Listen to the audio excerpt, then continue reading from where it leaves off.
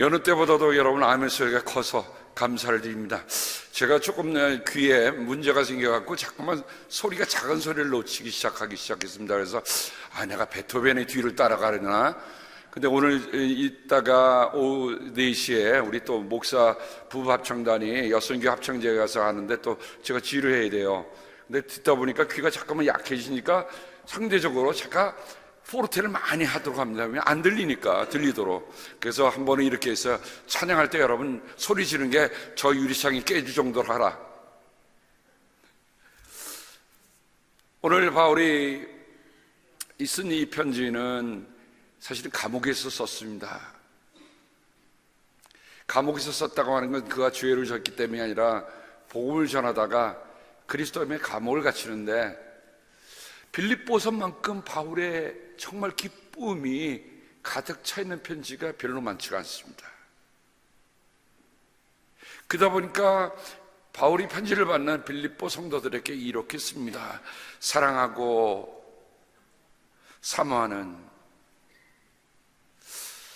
사랑하고, 제가 이 말씀을 생각하면서 떠오르는 말씀이 있었어요. 뭐냐면 예루살렘 교회가 첫 회의로 모였습니다. 거기에서 안디옥으로 파송하는 것을 두고 그때 했던 말씀이 이렇게 기록되고 있습니다. 우리는 몇 사람을 뽑아서 사랑하는 바나바와 바울과 함께 여러분에게 보내기로 뜻을 모았습니다.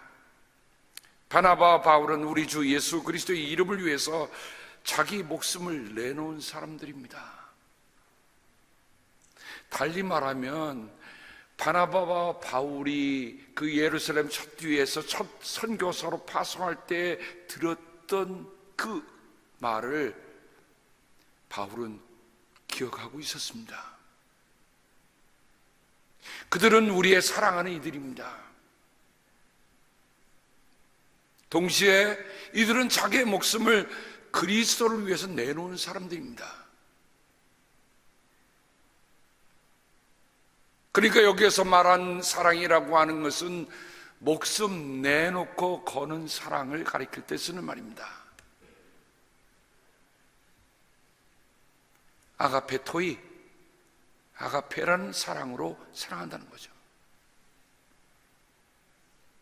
우리 스스로에게 한번 물어봅시다. 정말 주 예수께서 십자가에서 죽으셔서 나를 사랑하신 그 사랑만큼이나, 내가 그 아가페 사랑을 받은 만큼이나 나는 정말 주님을 사랑하고 있는가? 바울이 이 편지를 보낸다고 할 때 빌립보 성도들뿐만 아니라 이 편지를 내가 과연 오늘 수신자로 받을 수 있을까? 정말 수신자로 받기에 나는 그렇게 사랑하고 있는가 하는 것을 우리에게 물어보면서 이 말씀을 우리가 함께 봤습니다. 초대교회 지도자였던 야고보나 베드로나 요한, 더 나아가서는 유다도 이 아가페토이라고 하는 사랑하는 이런 말을 쓰고 있습니다.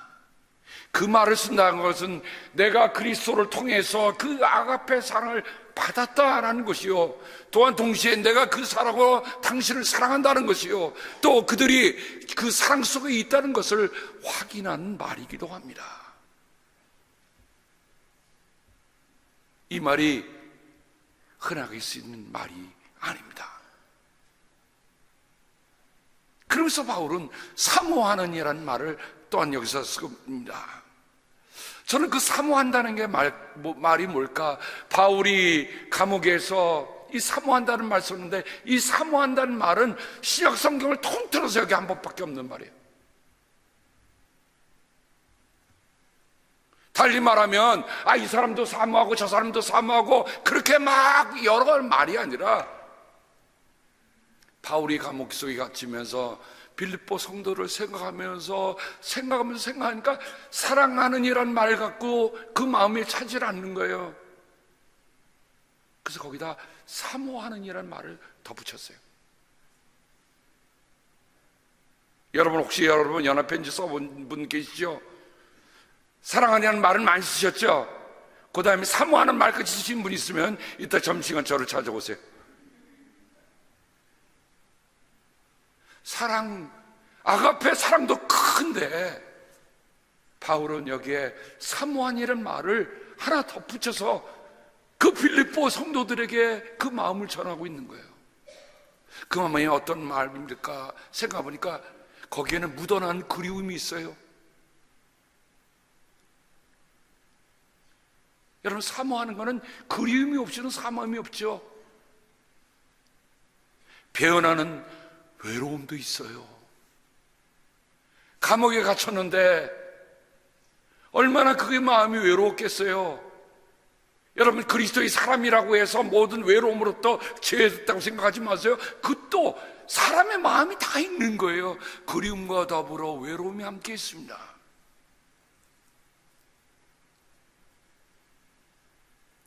바울은 이 편지를 쓰면서 정말 그리움과 외로움을 함께 포함해서 그만큼 그들에게 각별한 사랑을, 각별한 마음을 전하고 있는 편지가 이 빌립보서란 말입니다. 빌립보 성도들은 바울이 선교여행을 할 때 어찌 보면 유일하게 재정적으로 후원했던 교회입니다. 후원하면서도 우리가 바울을 후원했다, 주보에 내거나 교회 간판에 붙이거나 그러지 않았어요. 그건 뭡니까? 그들이 그를 후원할 때, 그들이 바울을 후원할 때 순수한 따뜻함이 그들에게 있었던 겁니다. 저도 언젠가 한국에 집회를 하는데요, 잊혀지지 않는 분이 있습니다. 내가 어떻게 그리스도인이 됐으면 내가 어떻게 이 길을 걸어왔는 하는 얘기를 그 설교의 초두에 했어요. 끝났는데 연세 많으신 권사님이 저를 손을 꼭 잡으시는 거예요. 눈물이 글썽글썽 하시면서. 근데 손을 잡으셨는데 그 안에 뭐가 느껴져.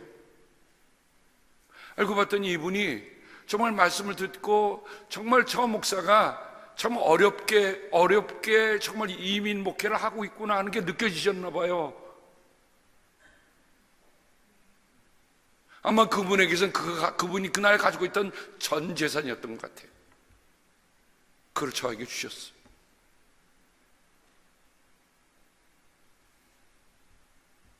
그러니 감옥 속에 갇혀있는 바울은 아무도 찾아올 일 없는 그곳에서 그들에 대한 그리움과 그들에 대한 외로움이 함께 교차하면서 이 편지를 쓰고 있습니다. 그런데 그리움과 외로움으로 끝나는 게 아니라 그 다음 말씀에 보면 나의 기쁨이요 라고 얘기합니다. 내가 기도할 때마다 여러분 모두를 위하여 늘 기쁜 마음으로 가는 겁니다. 여러분, 누군가를 위해서 기도하실 때 그분이 여러분의 근심, 걱정 덩어리입니까? 아니면 기쁨이 납니까? 저도 많은 시간을 목회하면서 기도하다 보니까 대다수 기쁨의 기도를 드렸다기보다는 하나님 문제를 참 많이 하나님께 아랬던 것 같아요. 하나님, 누가 이렇게 편찮으신데요? 누가 이런 문제가 있는데요? 이런 거 있는데요? 라고 하면서 했는데 생각해 보니까 기쁨의 기도는 많이 못 드렸어요. 이 말씀을 대하면서 있다 보니까. 근데 이 말씀을 대하면서 이제 나도 이후로는 좀 기쁜 마음으로 기도해야 되겠구나. 성도들 한 번 한 번 생각하면서 그들의 문제만 기도할 것이 아니라 그분들이 정말 섬기고 있는 것에 대해서 기쁜 마음으로 기도해야겠구나 생각이 많이 났습니다. 철이 좀 들고 있죠?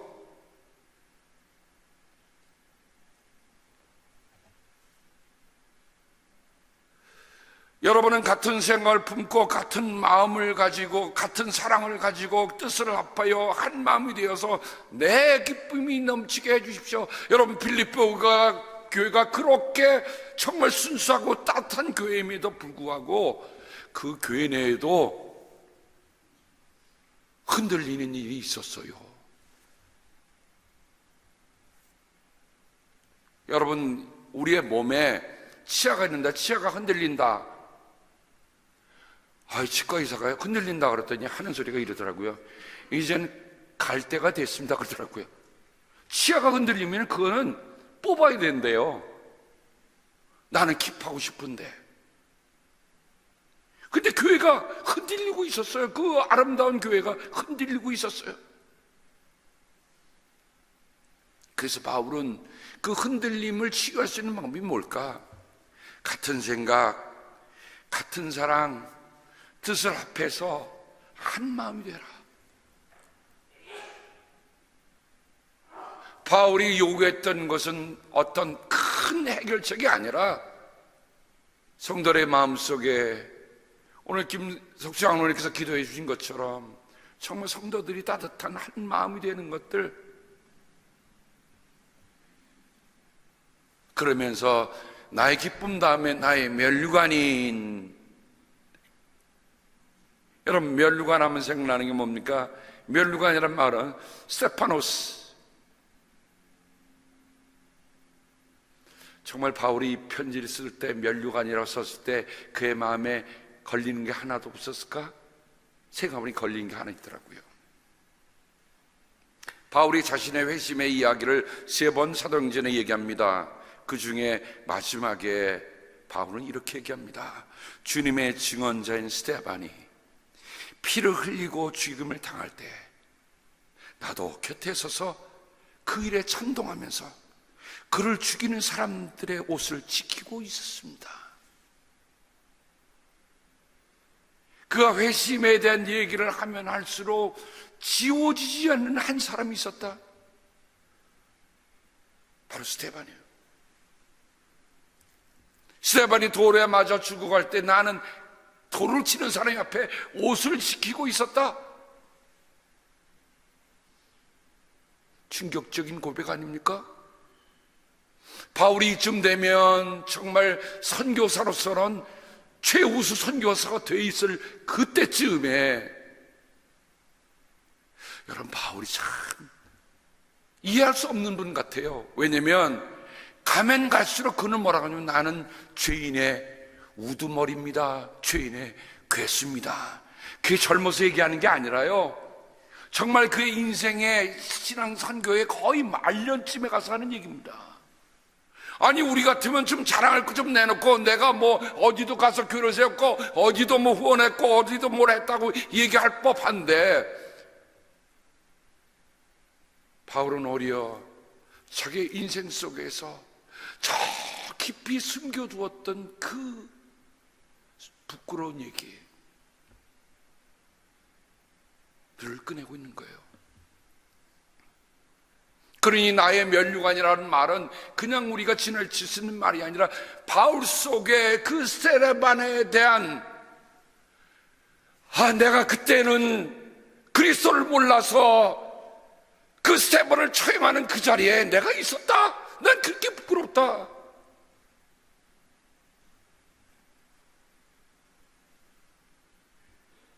바울이 쓴 편지에 보면 이 면류관에 대한 얘기를 몇 번 쓰고 있는 것을 우리가 찾아봅니다. 고린도전서 9장 25절에 보면 경계에 나서는 사람은 모든 일에 절제를 합니다. 그런데 그들은 썩어 없어질 면류관을 얻으려고 절제를 하는 것이지만 우리는 썩지 않을 월계관, 면류관을 얻으려고 하는 것입니다. 우리는 지금 무엇을 위해 달려가고 있습니까? 무엇을 위해 달려왔습니까? 썩어 없어질 면류관이 우리의 눈앞에 목적으로 두고 살아왔는지, 아니면 썩지 않을 면류관을 우리가 바라고 달려왔는지, 우리 스스로에게 바울이 나의 면류관이라고 할 때 그 물음이 우리 스스로에게도 있어야 합니다. 데살로니가전서 2장 19절에 우리 주 예수께서 오실 때에 그분 앞에서 우리의 희망이나 기쁨이나 자랑할 면류관이 무엇이겠습니까? 바울은 건물보다 한 영혼들을 더 사랑했던 분이에요. 그래서 그 성도들을 자신의 자랑할 멸류관으로 삼고 살았습니다.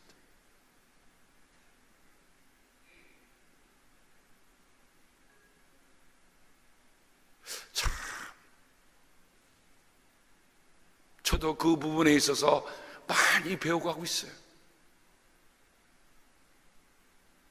밖에 나가면 라우라 여서교회 성도님들이 나의 자랑할 멸류관이다 라고 얘기합니다.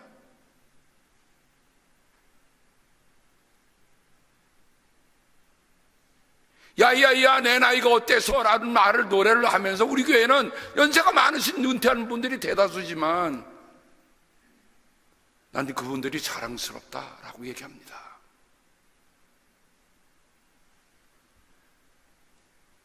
바울이 한 번 더 디모데후서 그의 마지막 편지에 이렇게 쓰고 있습니다. 이제는 나를 위하여 의의 멸류관이 마련되어 있으므로 의로운 재판관인 주님께서 그날에 그것을 나에게 주실 것이며 나에게만이 아니라 주님께 나타나기를 사모하는 모든 사람에게도 주실 것입니다. 여러분, 의라고 하는 것은 나의 의가 아니에요.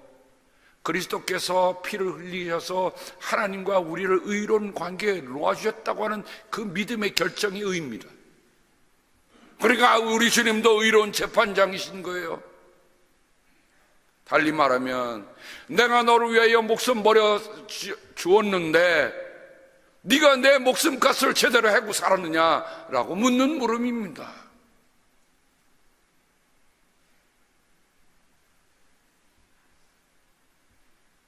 성경에는 이뿐만 아니라 생명의 멸류관, 금멸류관, 영광의 멸류관이 있습니다.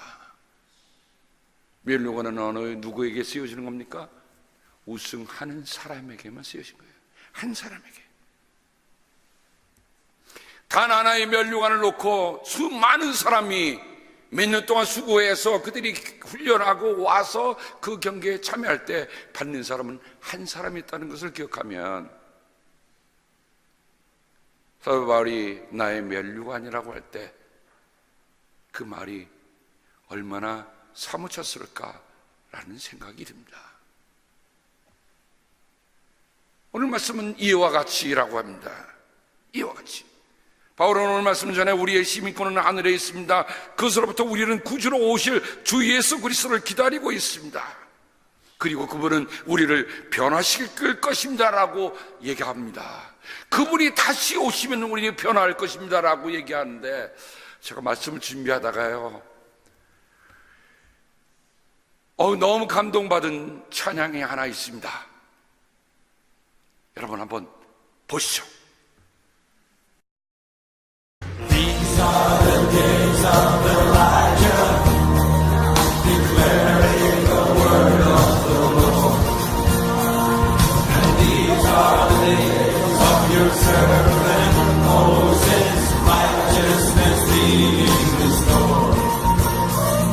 And though these are days of great trial, of famine, darkness, and sword, still we are the voice in the desert, crying, prepare ye the way of the Lord.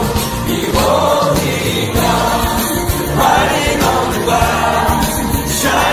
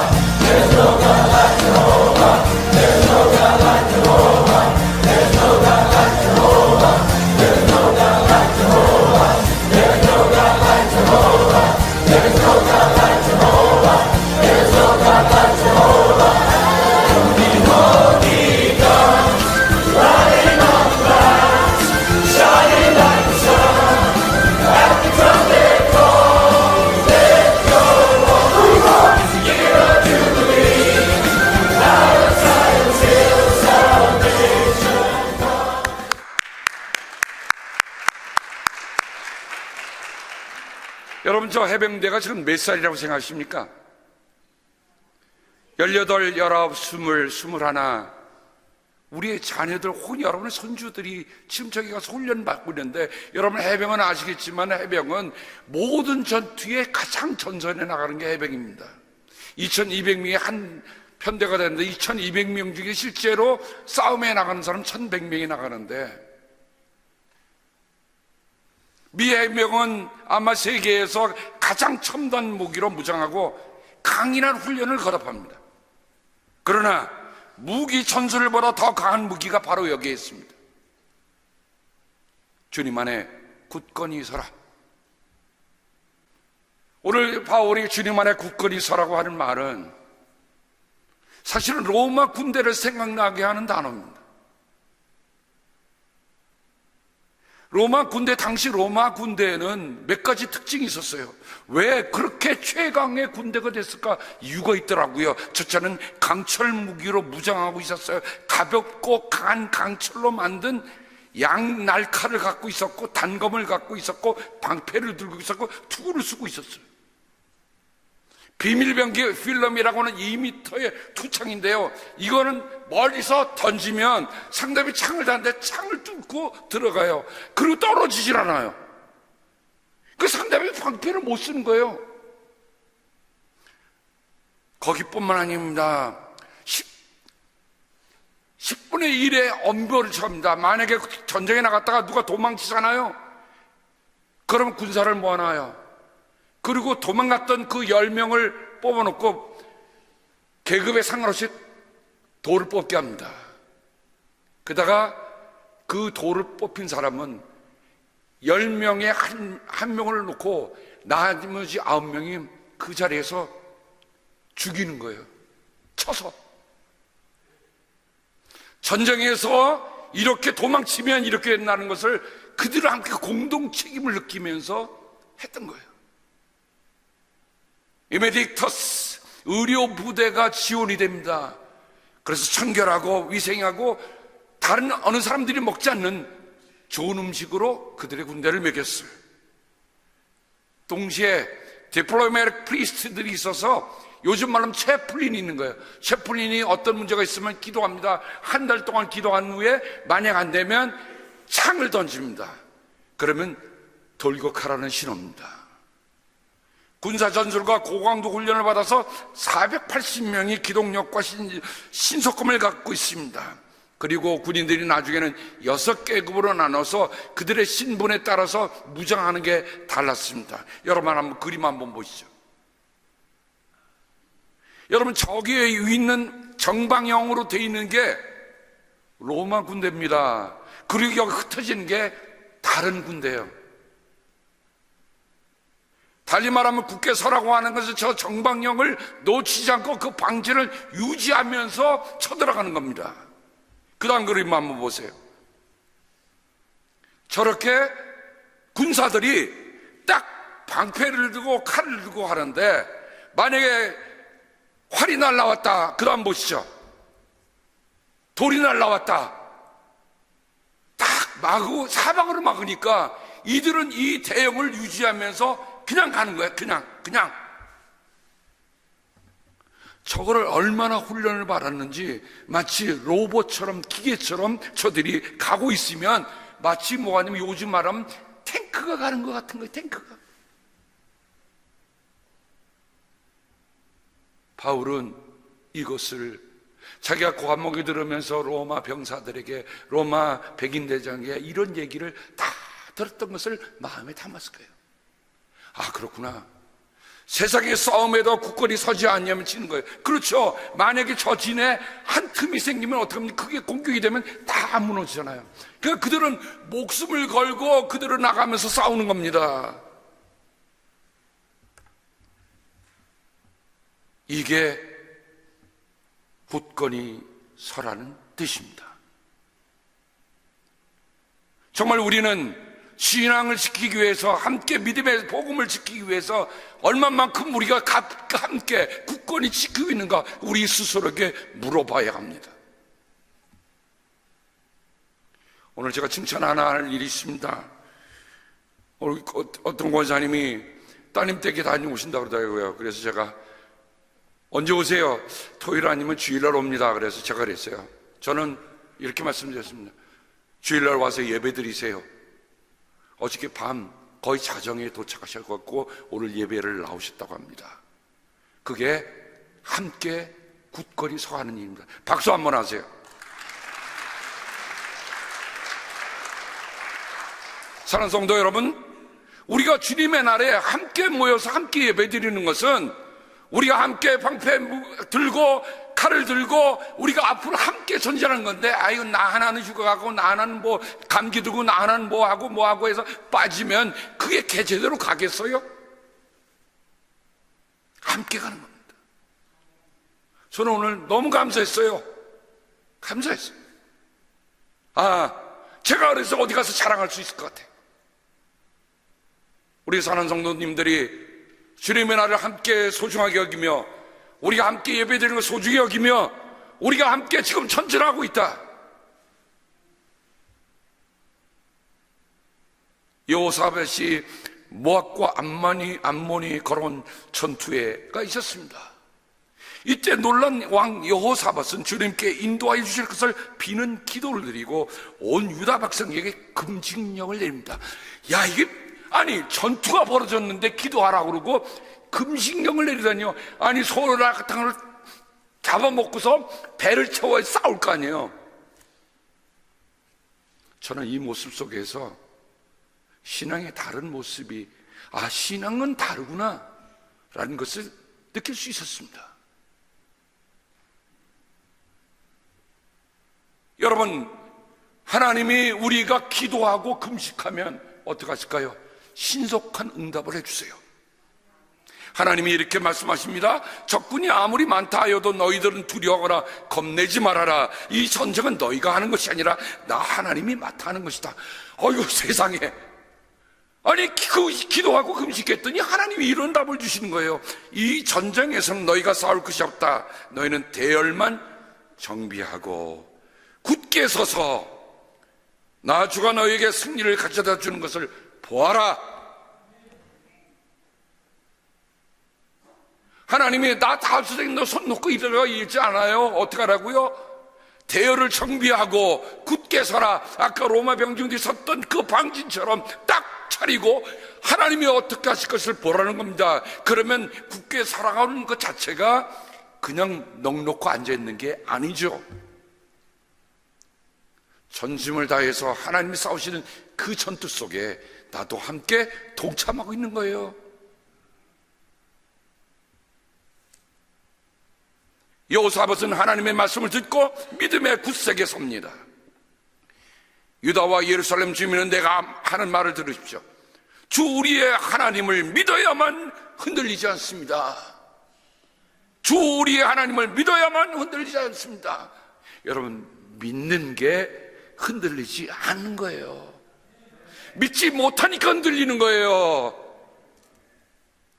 주님께서 보내신 예언자를 신뢰하십시오. 우리는 반드시 이깁니다.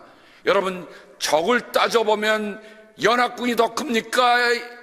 유다군이 더 큽니까? 당연히 연합군이 크죠. 근데 하나님의 말씀하신 것을 왕이 듣고 믿고 그렇게 나가니까 그 다음에 방법입니다. 여호사밧은 주님을 찬양하게 합니다.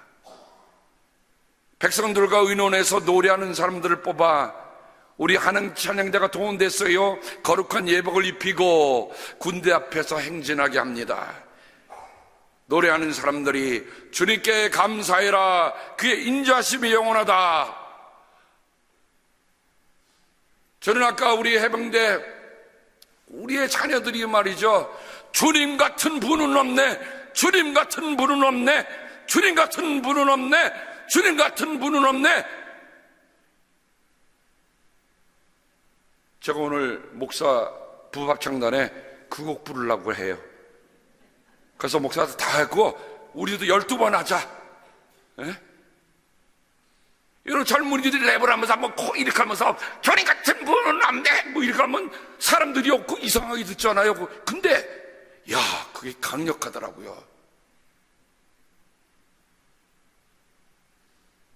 아까 우리의 자녀들이 서로를 어깨를 가두하고 주님 같은 분은 없네, 주님 같은 분은 없네. 여러분, 전쟁의 승리는 무기나 우리의 방어력이나 우리의 기술이나 우리의 전술에 있는 게 아니라 영적인 힘에 있는 것을 여호사밧은 우리에게 다시금 그 사건은 우리에게 일깨워 줍니다. 싸움의 승패는 우리가 어떤 영적을 무장을 하고 가느냐에 따라 다른 거예요. 에베소 6장에 보세요. 사도 바울은 영적인 무장에 대해서 얘기를 해주잖아요. 그러므로 우리는 매주일 혹은 수요일 혹은 금요일 혹은 새벽기도 모일 때마다 하나님이 원하시는 영적 무장을 하는 것임을 우리는 깊이 깨달아야 할 것입니다. 하나님이 지켜주는 그 무장에 내가 함께 하여 주옵소서. 그래서 주님 같은 분은 없네, 주님 같은 분은 없네.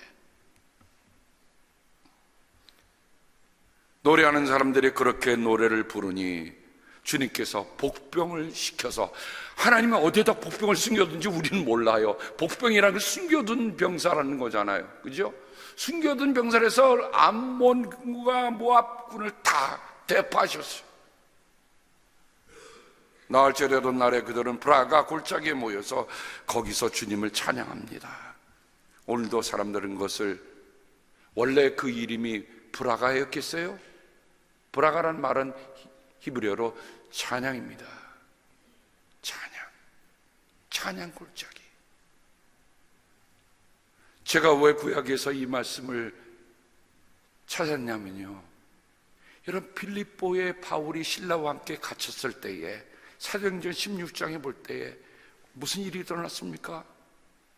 그들이 엄청나게 두드려 맞고 수갑과 착고에 차여서 그 감옥에 갇혀 있을 그때에 그들이 한밤중에 하나님께 기도하고 찬양했습니다. 달리 말하면 그 감옥이 뭐가 된 거예요? 브라가, 찬양 감옥이 된 거예요.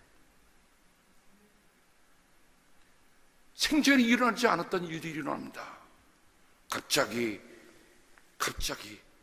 수갑과 착고가 풀려지고 감옥문이 다 열려요. 다른 사람도 다 풀립니다. 누가 하셨습니까? 하나님이 하신 일입니다. 하나님이 하신 일.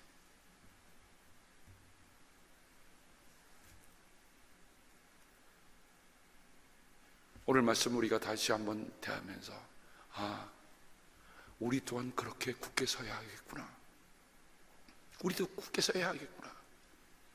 사도 바울의 편지를 보시면 굳게 서는 말이 많이 나오는데, 이제 여러분이 찾아보세요.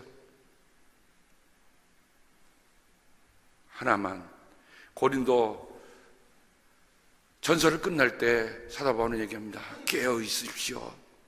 믿음에 굳게 서 있으십시오. 용감하십시오. 힘을 내십시오.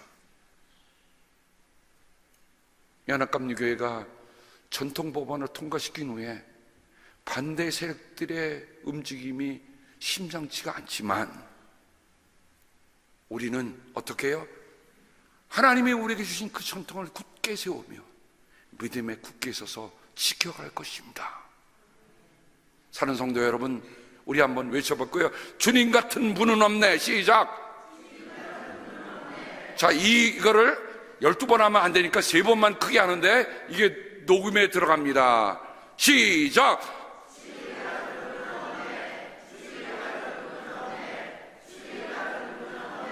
기도하겠습니다.